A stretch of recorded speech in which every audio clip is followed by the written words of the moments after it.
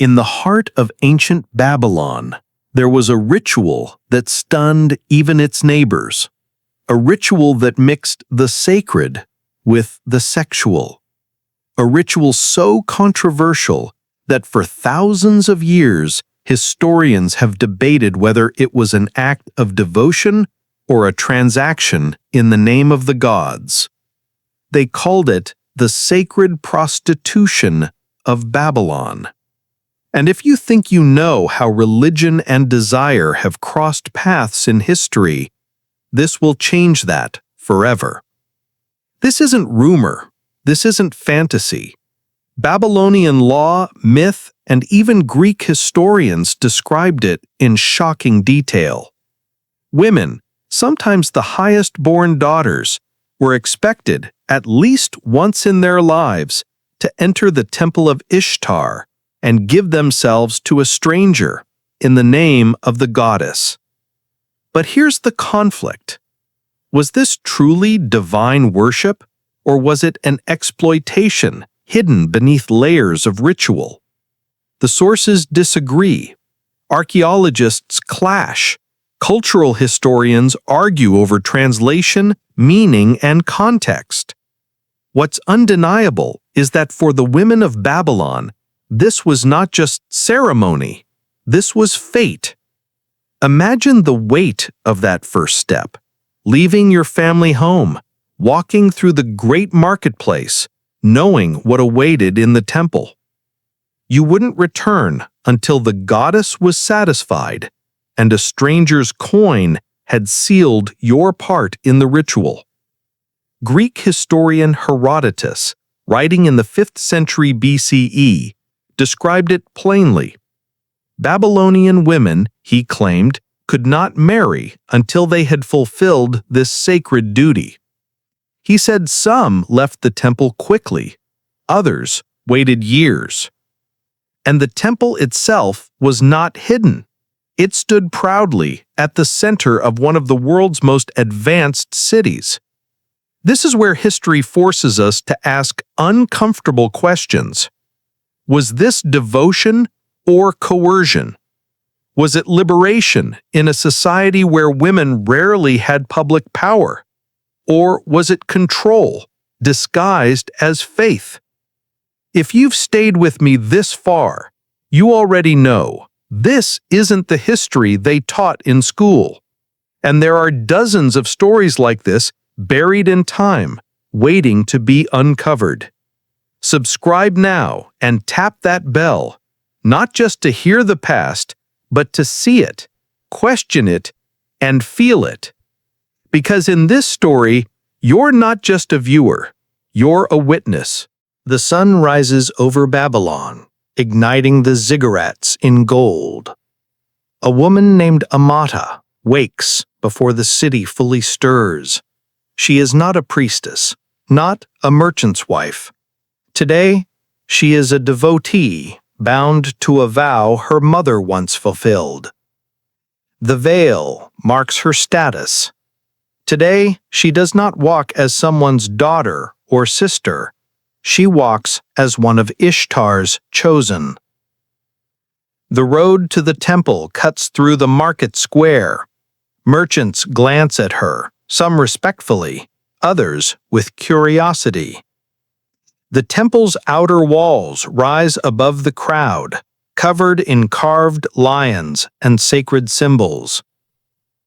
Within the temple complex, the air is thick with frankincense. The marble floor is cool under her bare feet. She is led toward a courtyard where other women wait, each seated on low benches. Some appear calm, others avoid eye contact.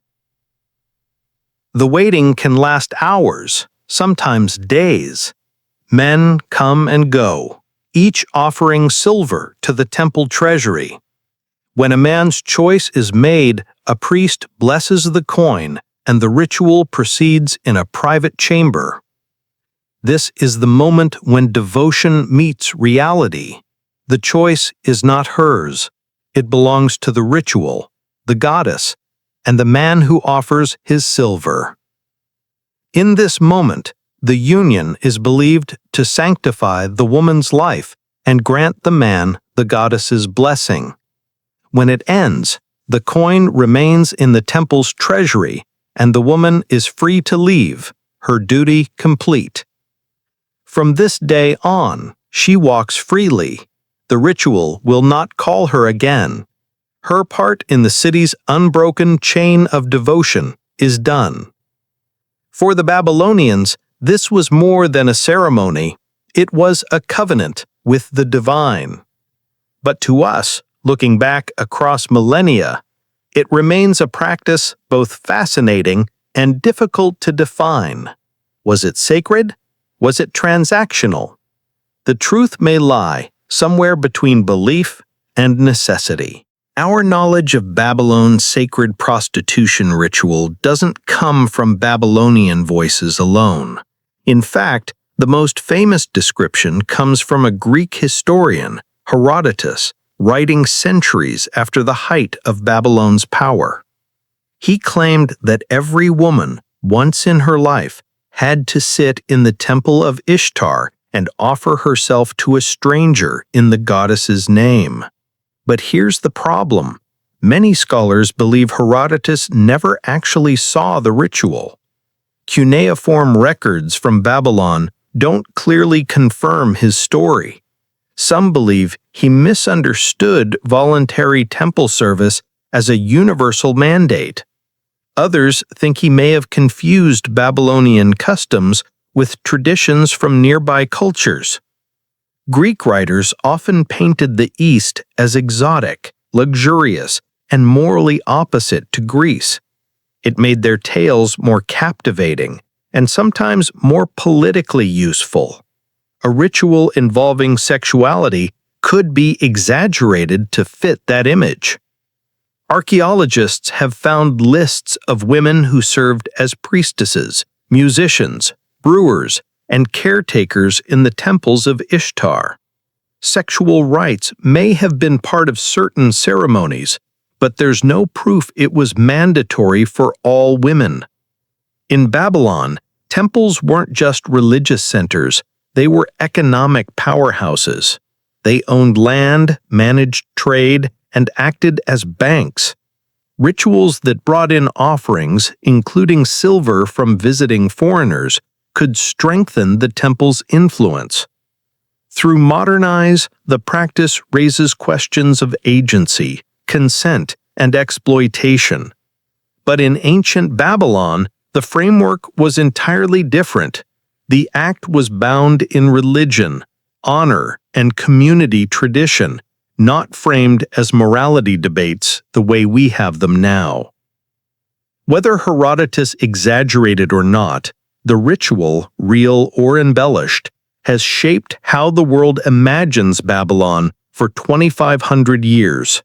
But there's one more piece to this story. What happened when Babylon fell and the goddess's rituals were challenged by new empires? In 539 BCE, the Persian king Cyrus the Great marched into Babylon. The city's gates opened without bloodshed, but the shift was seismic. The Persians brought their own gods, their own laws, and a new political order.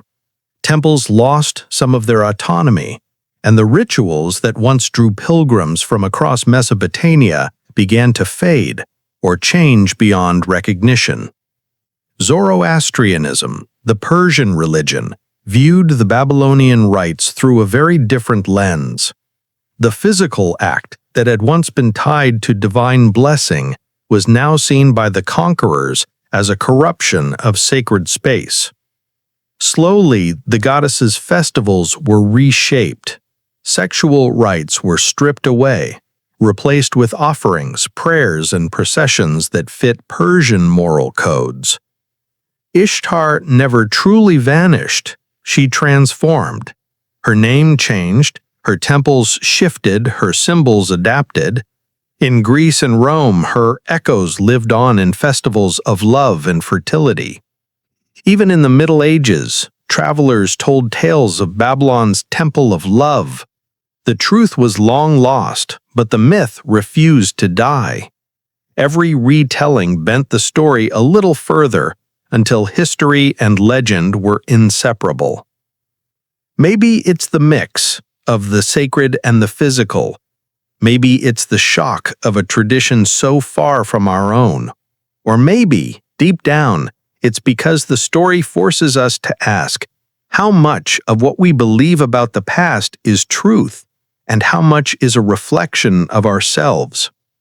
Babylon's walls have crumbled, its rituals have ended, but somewhere in the dust, the memory of a woman who once sat in the temple of Ishtar, offering herself not to a man but to a goddess, still lingers. If this story challenged what you thought you knew about the ancient world, there are more waiting.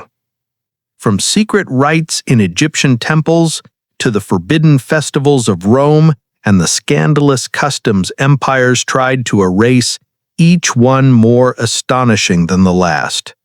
Subscribe now because the next chapter will take you even deeper into the hidden side of history. And trust me, you won't want to miss it.